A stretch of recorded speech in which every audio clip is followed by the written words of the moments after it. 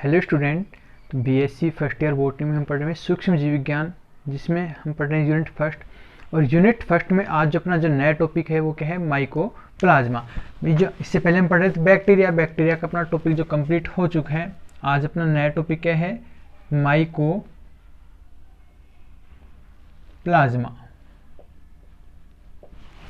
Mycoplasma कैसे होते हैं भाई, ये सूक्ष्म जीव होते हैं और प्रोकैरियोटिक जीव होते हैं।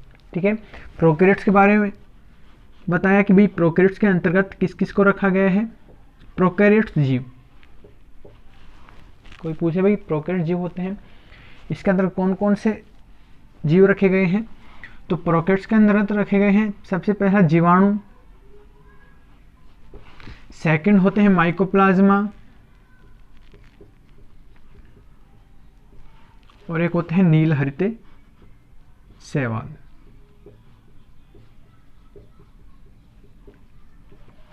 क्लियर है भाई। तो प्रोकैरियोट्स के अंतर्गत कौन कौन से जीव रखे गए हैं, जीवाणु, माइकोप्लाज्मा और नील हरित शैवाल। तो इससे पहले हमने जीवाणु के बारे में पढ़ लिया है। ठीक है, आज हम पढ़ेंगे किसके बारे में, माइकोप्लाज्मा के बारे में। ये कैसे होते हैं, सूक्ष्म जीव प्रोकैरियोटिक जीव होते हैं। नील हरित शैवाल का अध्ययन हम करेंगे, शैवालों के अंतर्गत अध्ययन करेंगे।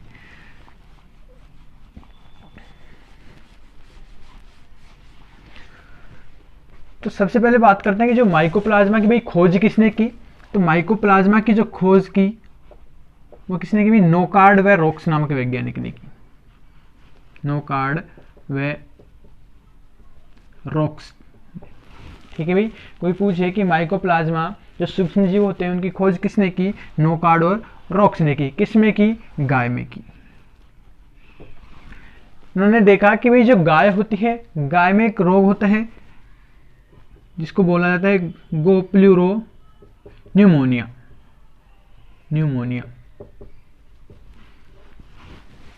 ठीक है, गाय में क्या होता है, प्लूरो न्यूमोनिया रोग होता है, जिसको नाम दे दिया गया गोप्लूरो न्यूमोनिया। इसके बाद प्लूरो न्यूमोनिया जो होता है इसको फिर पीपीएलओ नाम दिया गया। ठीक है, पीपीएलओ नाम दिया गया इसको, माइकोप्लाज्मा को। सबसे पहले भी गाय में देखा गया प्लूरो न्यूमोनिया, जिसको नाम दिया गया पीपीएलओ। अब हम देखते हैं कि भी पीपीएलओ की फुल फॉर्म क्या होती है। इसकी होती है pleuro pneumonia like organism. Clear है भाई। तो पीपीएलओ की फुल फॉर्म कहते हैं प्लूरो न्यूमोनिया लाइक ऑर्गेनिज्म। इसको सर्वप्रथम क्या नाम दिया गया, गाय में पीपीएलओ नाम दिया गया। कोई फुल फॉर्म इसकी बताई थी। अब उसके बाद इसको माइकोप्लाज्मा नाम दिया गया किसके द्वारा, नोवाक ने माइकोप्लाज्मा नाम दिया। यहां क्लियर है भाई। खोज की बात करें तो नोकार्ड रॉक्स ने की, किसमें देखा इसको कि गाय में क्या होता है, प्लूरो न्यूमोनिया रोग होता है, जिसका नाम दिया गया सर्वप्रथम पीपीएलओ, फुल फॉर्म बता दी है। उसके बाद नोवाक ने पीपीएलओ को नाम बदलकर क्या नाम दिया, माइकोप्लाज्मा नाम दिया है। वर्तमान में इसको माइकोप्लाज्मा नाम से जाना जाता है। इसके अलावा इसको हम एमएलओ नाम से भी जानते हैं। ठीक है, आ सकता है भाई एमएलओ की फुल फॉर्म क्या होता है। तो एमएलओ की जो फुल फॉर्म होती है माइकोप्लाज्मा लाइक ऑर्गेनिज्म। ठीक है भाई, एमएलओ की फुल फॉर्म क्या होती है, माइकोप्लाज्मा लाइक ऑर्गेनिज्म। यहां तक क्लियर। तो माइकोप्लाज्मा को पीपीएलओ, एमएलओ कहा जाता है। इसके अलावा इन्हें पादप जगत का जोकर भी कहा जाता है। माइकोप्लाज्मा को ही क्या कहा जाता है भाई, पादप जगत का जोकर कहा जाता है। ठीक है, इसके अलावा इसे कोशिका भित्ति रहित प्रोकैरियोट्स भी कहते हैं। कोशिका भित्ति रहित प्रोकैरियोट्स भी कहते हैं। ठीक है, कोशिका भित्ति रहित प्रोकैरियोट्स क्यों कहा जाता है, क्योंकि जो माइकोप्लाज्मा होता है सूक्ष्म जीव होता है, इसमें कोशिका भित्ति का अभाव होता है।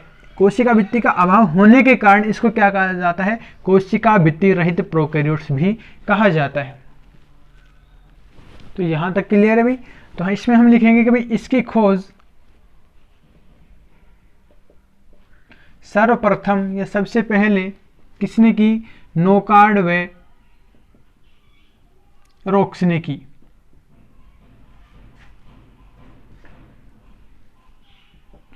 इन्होंने इन्हें क्या नाम दिया भाई, PPLO pleuro pneumonia like organism नाम दिया। ठीक है। अब उसके बाद बताया कि भाई नोवाक ने इन्हें क्या नाम दिया, माइकोप्लाज्मा नाम दिया। नोवाक ने इन्हें माइकोप्लाज्मा नाम दिया।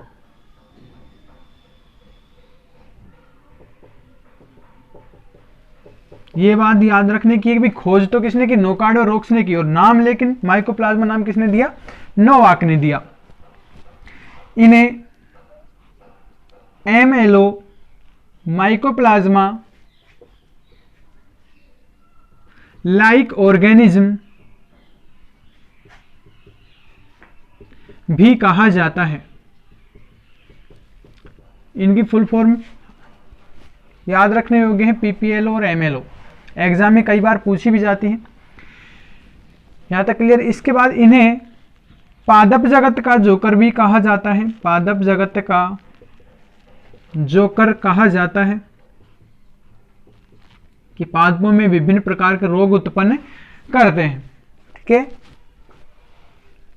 इन्हें कोशिका भित्ति रहित प्रोकैरियोट्स भी कहा जाता है।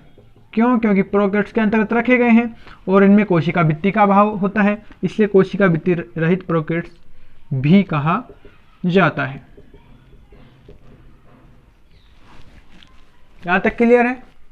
उसके बाद बात करते हैं इसके सामान्य लक्षण की।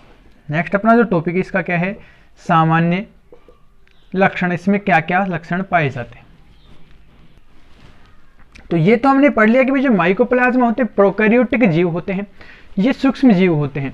तो प्रोकैरियोट होते हैं, प्रोकैरियोट्स में कैसे रखे गए, एक कोशिकीय जीव रखे गए हैं। तो हम कह सकते हैं कि जो माइकोप्लाज्मा होते हैं कैसे होते हैं, एक कोशिकीय सूक्ष्म जीव होते हैं, और कैसे होते हैं, प्रोकैरियोटिक जीव होते हैं। ठीक है। इसके अलावा ये कैसे होते हैं, परजीवी होते हैं। और ये भी पढ़ा है कि भाई जो माइकोप्लाज्मा होता है इनमें कोशिका भित्ति का अभाव होता है। ठीक है भाई, क्या होता है, कोशिका भित्ति का अभाव होता है। तो कोशिका भित्ति रहित जीव होते हैं। अब इनके जो सबसे बाहर का जो आवरण पाया था, कोशिका के जो बाहर आवरण पाया तो जो झिल्ली पाई जाती है वो त्रिस्तरीय लिपोप्रोटीन होती है, 3 स्तर की बनी होती है। ठीक है।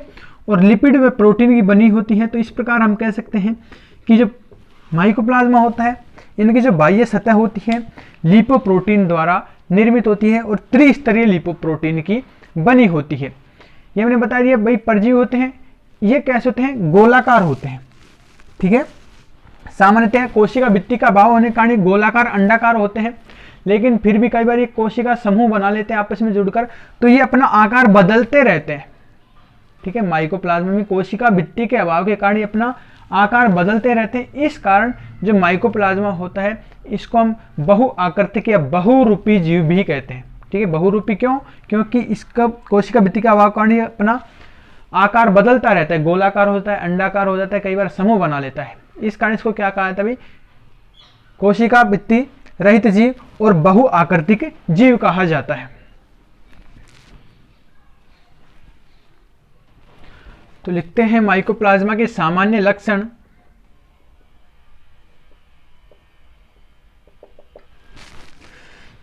माइकोप्लाज्मा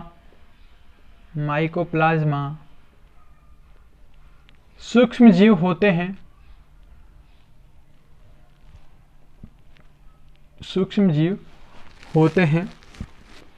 ये बता दें भाई कोशिका के आधार पर कैसे होते हैं, एक कोशिकीय जीव होते हैं। इसके अलावा ये अचल होते हैं और कैसे होते हैं, प्रोकैरियोटिक जीव होते हैं।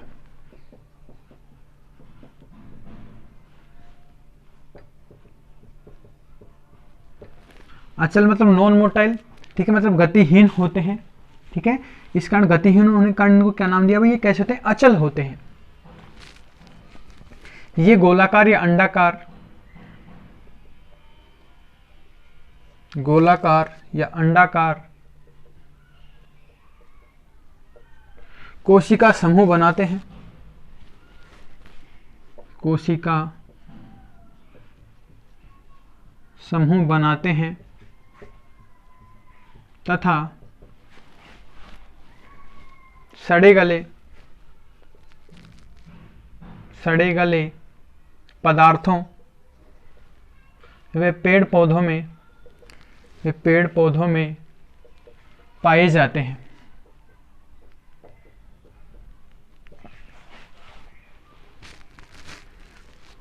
नेक्स्ट इसमें लिखेंगे भाई, इनमें सेल वाल का या कोशिका भित्ति का अभाव होता है। इनमें कोशिका भित्ति का अभाव होता है।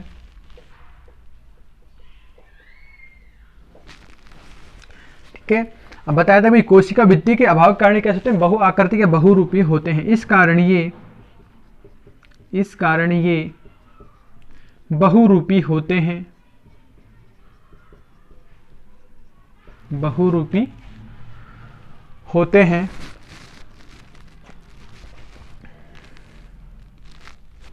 ये सूक्ष्म जीव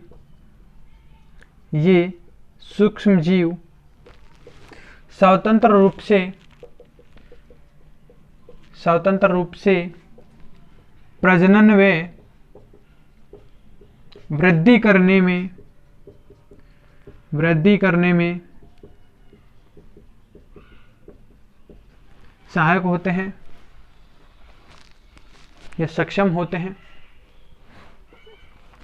नेक्स्ट है कि भाई ये जो जीव वृद्धि करते हैं तो इनके वृद्धि के लिए किसकी आवश्यकता होती है, स्टेरॉल्स की आवश्यकता होती है। तो इनकी वृद्धि के लिए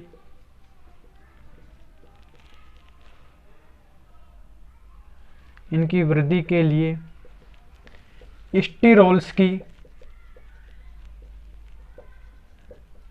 आवश्यकता होती है कि स्टेरॉल्स की उपस्थिति में क्या होते हैं, अच्छी तरह से वृद्धि करते हैं। स्टेरॉल्स की आवश्यकता होती है।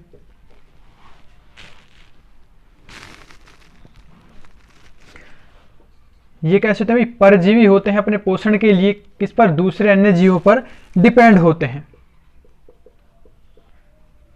तो कैसे होते हैं, परजीवी जीव होते हैं। उसके बाद जो नेक्स्ट होता है कि इनकी जो बाह्य झिल्ली होती है किससे निर्मित होती है, लिपोप्रोटीन से निर्मित होती है। इनकी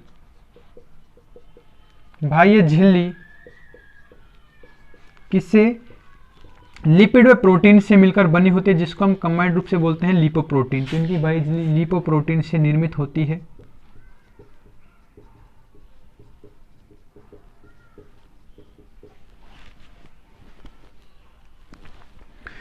इसके अलावा जो माइकोप्लाज्मा होते हैं इनमें न्यूक्लिक अम्ल की बात करें तो इनमें दोनों प्रकार का न्यूक्लिक अम्ल पाया जाता है। न्यूक्लिक अम्ल कोई पूछे भी कितने प्रकार के होते हैं तो 2 प्रकार के होते हैं। न्यूक्लिक अम्ल कितने प्रकार का होता है, 2 प्रकार का, डीएनए एंड आरएनए। ठीक है, तो जो माइकोप्लाज्मा होते हैं दोनों प्रकार के न्यूक्लिक अम्ल, मतलब दोनों प्रकार से, मतलब डीएनए भी पाया जाता है और आरएनए भी पाया जाता है।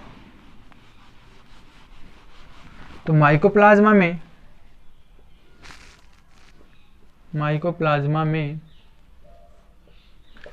दोनों प्रकार के न्यूक्लिक अम्ल डीएनए व दूसरा क्या भाई, आरएनए, डीएनए व आरएनए पाए जाते हैं। ठीक है, अब जो माइकोप्लाज्मा की बात करें कैसे प्रोकैरियोट्स जीव है तो इसमें राइबोसोम की बात करें तो राइबोसोम इसमें 70S प्रकार का पाया जाता है। ठीक है भाई, वैसे एक बार हम बता देते हैं कि जो प्रोकैरियोट्स होते हैं, प्रोकैरियोट्स में 70S प्रकार का राइबोसोम पाया जाता है और जो यूकैरियोट्स जीव होते हैं उसमें 80S प्रकार का राइबोसोम पाया जाता है। तो स्पष्ट सीधी सी बात है कि माइकोप्लाज्मा कैसे एक प्रोकैरियोट जीव है, तो इसमें 70 इस प्रकार का राइबोसोम पाया जाता है। तो इनके कोशिका द्रव्य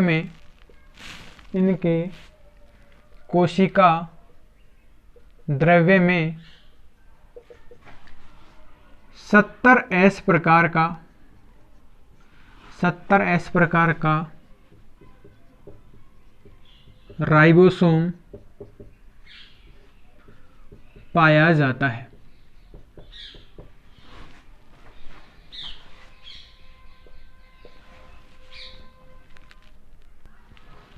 तो यहां तक क्लियर है भाई। ये होते हैं माइकोप्लाज्मा की खोज के बारे में हमने पढ़ा है और उसके सामान्य लक्षणों के बारे में हमने यहाँ पर पढ़ा है। इससे नेक्स्ट क्लास में हम पढ़ेंगे भाई इसके वर्गीकरण के बारे में और माइकोप्लाज्मा की कोशिका संरचना।